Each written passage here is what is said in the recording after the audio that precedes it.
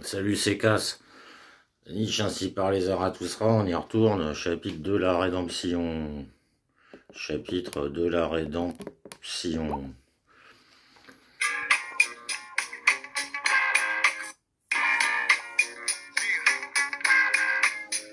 Un jour que Zarathustra passait sur le grand pont, les infirmes et les mendiants l'entourèrent et un bossu lui parla ainsi. Vois, Zarathustra, même le peuple profite de ton enseignement et a foi en ta doctrine. Mais pour qu'il te croie entièrement, il faut que tu nous convainques, il faut que tu commences par nous convaincre, nous autres infirmes. En voici un bel échantillon et en vérité, c'est une occasion à saisir par plus d'un cheveu. Tu peux guérir les aveugles et faire courir les paralytiques et retirer un peu de son fardeau à celui qui a trop de choses sur le dos. À mon avis, cela serait le bon moyen d'inspirer les infirmes la foi en Zarathustra. Mais Zarathustra répondit ainsi à celui qui avait parlé. Si l'on prend au bossu sa bosse, on lui prend en même temps l'esprit, ainsi parut le peuple.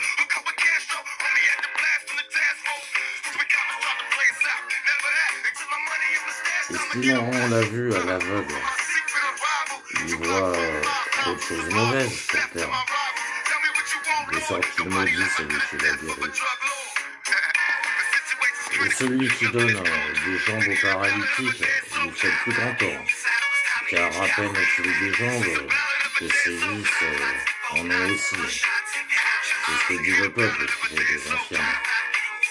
Et pourquoi Zarathustra n'ont pas là du peuple, c'est le peuple en plus là à apprendre Zarathustra. Depuis que je suis parmi les hommes, c'est le moindre de mes soucis. Depuis que je suis parmi les hommes, c'est là le moindre de mes soucis que de constater qu'à celui-ci il manque un œil, à celui d'autre l'autre, à celui cet autre une oreille et à ce troisième une jambe. Et il y en a d'autres qui ont perdu la langue, ou le nez, ou la tête.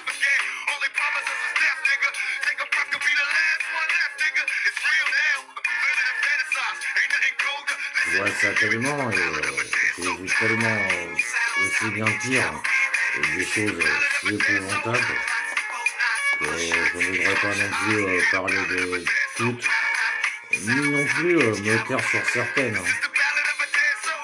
En effet, des hommes à qui tout manque, sauf quelque chose qui vient en trop. Des hommes qui sont rien d'autre qu'un gros œil, une grande gueule, et un gros ventre, et n'importe quoi de gros. Cela, je les appelle des infirmes à rebours.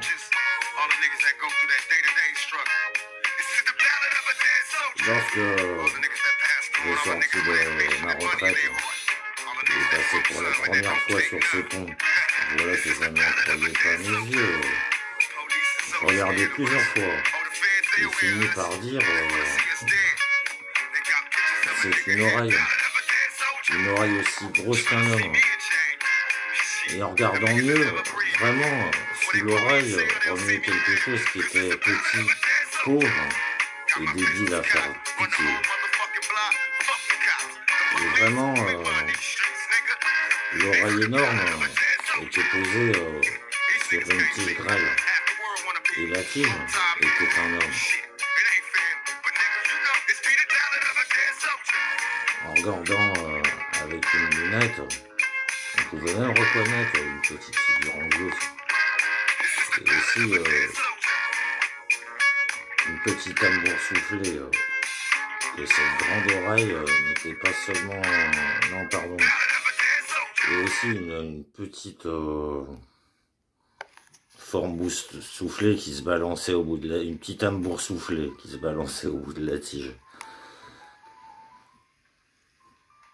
Cependant, le peuple me dit que cette grande oreille n'était pas seulement un homme, mais un grand homme, un génie.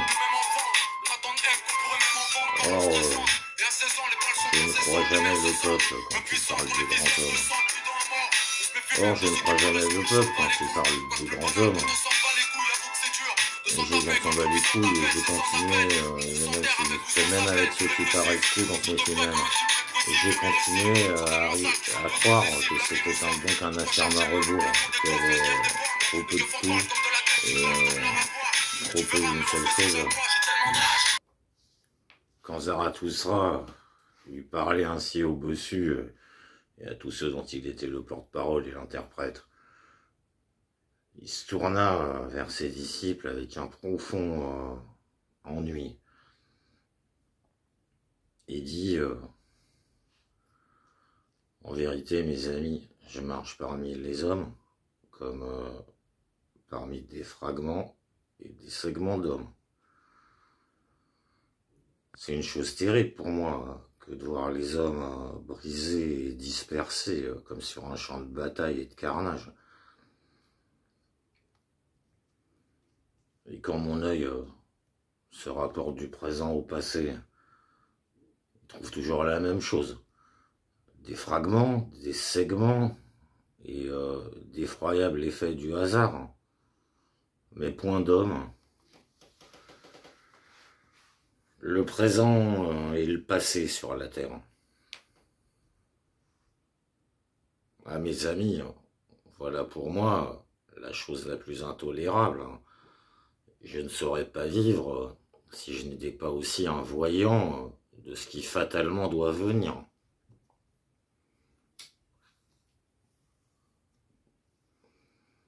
Un voyant, une volonté, un créateur, un avenir. Il y a un pont vers l'avenir. Et hélas, en quelque sorte, aussi un infirme au-dessus de ce pont. Zarathustra est cela.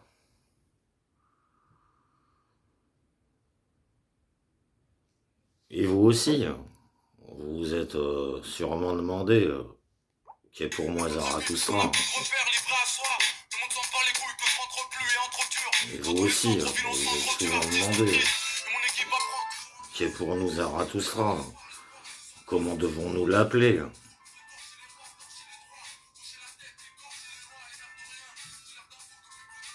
Et tout comme moi, vous avez répondu par des questions.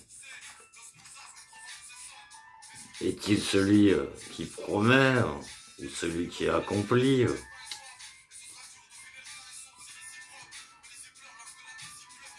Un conquérant ou un héritier? Un automne ou le soc d'une charrue? Un médecin ou un homme guéri?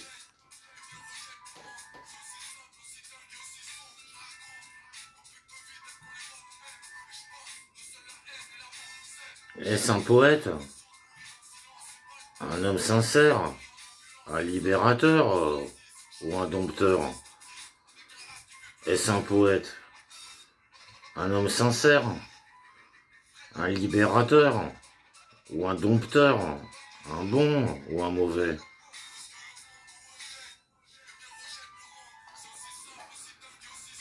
Je marche parmi les hommes comme parmi les fragments de l'avenir, de cet avenir que je contemple. Et tout ce que je compose et me propose tend à composer et à rassembler en une seule chose ce qui est fragment et énigme et cruel hasard.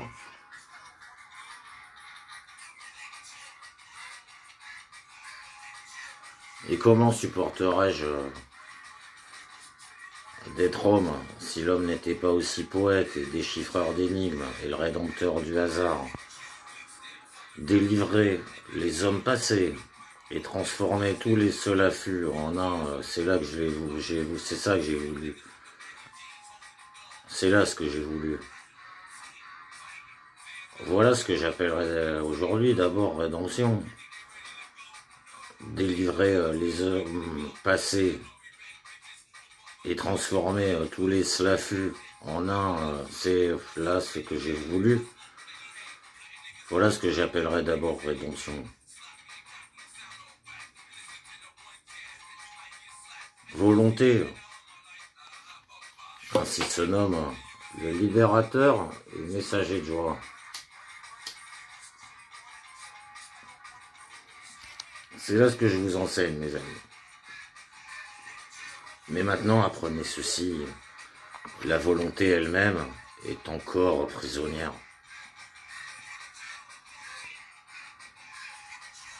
Vouloir délivre, mais comment appeler ce qui maintient le libérateur lui-même dans les chaînes? Cela fut. Tel est le nom du grincement de dents de la volonté et de sa tristesse la plus solitaire. Impuissante envers tout ce qui est fait, la volonté est un mauvais public pour tout le passé. La volonté ne peut pas vouloir revenir en arrière. Elle ne puisse pas briser le temps et le désir du temps. C'est là sa tristesse la plus solitaire.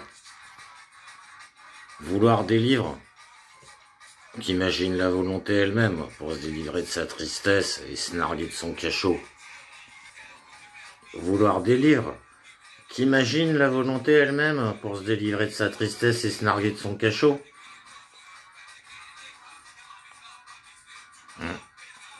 Hélas, tout prisonnier devient fou. La volonté prisonnière se délivre ainsi par la folie. La volonté prisonnière se délivre aussi par la folie.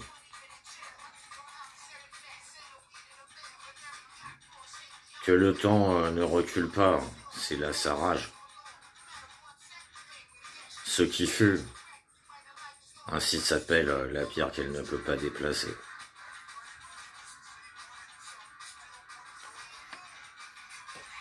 Et par rage et par dépit, elle soulève des pierres et se venge sur celui qui n'éprouve pas comme elle rage et dépit. Et par rage et par dépit, elle soulève des pierres et se venge sur celui qui n'éprouve pas comme elle rage et dépit. Ainsi, la volonté qui libère est devenue malfaisante et elle se venge sur tout ce qui est capable de souffrir de ce qu'elle ne peut elle-même revenir en arrière.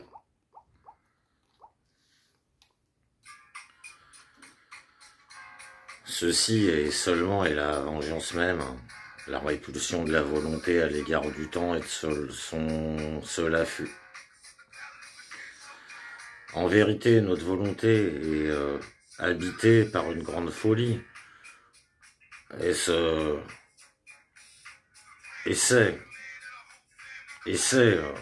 pour la malédiction de tout ce qui est humain que cette folie a appris l'esprit. En vérité, notre volonté est habitée par une grande folie. Et c'est pour la malédiction de tout ce qui est humain que cette folie a appris l'esprit. L'esprit de vengeance. Mes amis, ce fut jusqu'à présent la meilleure pensée de l'homme. Et là où il y a eu de la souffrance, il y a toujours eu un châtiment. Il a toujours fallu un châtiment. Châtiment, en effet, est le nom même de la vengeance. Elle simule une bonne conscience, avec un mot mensonger.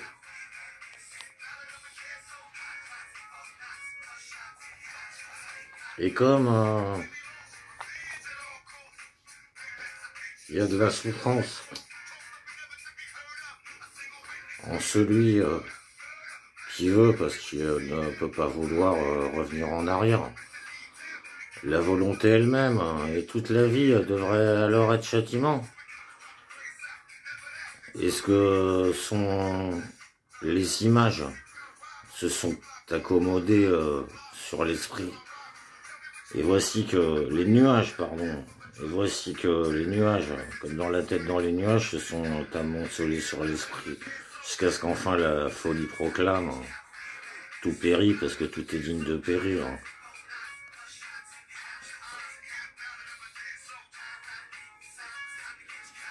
Et c'est la justice même, cette loi qui veut que le temps dévore ses enfants. Ainsi a précisé la folie. Les choses sont ordonnables moralement, selon le droit et le châtiment. Oh, où est la délivrance du cours des choses et du châtiment de l'existence? Ainsi a prêché la folie. Peut-il y avoir une délivrance s'il y a un droit éternel? On ne peut soulever la pierre de ce qui fut. Et toutes les peines doivent être éternelles. Ainsi a prêché la folie.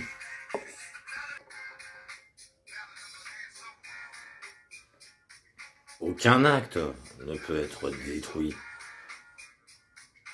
Comment le châtiment pourrait-il l'annuler? Ceci est ce qu'il y a d'éternel dans le châtiment existence, que l'existence doit éternellement, doivent éternellement rester acte et faute.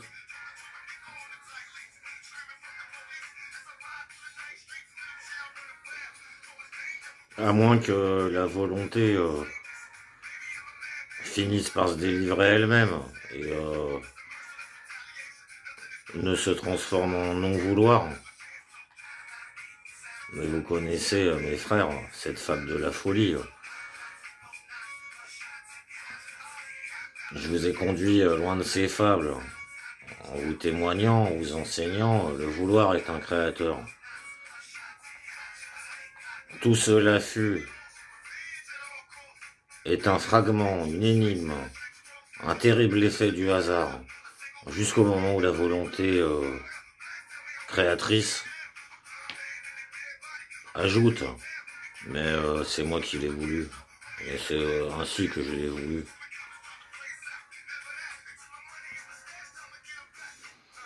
Jusqu'au moment où la volonté créatrice s'ajoute, mais c'est ainsi que je le veux, ainsi que je le voudrais. Mais a-t-elle jamais parlé ainsi, et quand le fera-t-elle? La volonté cesse-t-elle d'être attelée à sa propre folie?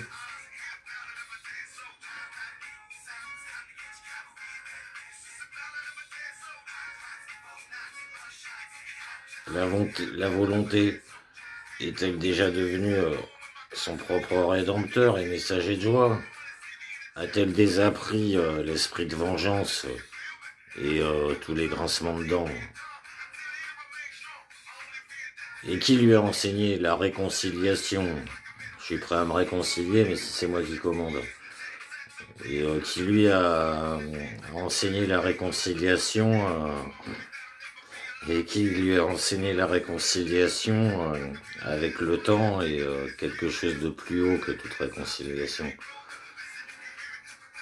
La volonté, qui est volonté de puissance, doit vouloir quelque chose de plus haut que toutes les réconciliations. Mais comment le fera-t-elle? Qui lui a donc appris à vouloir remonter le passé?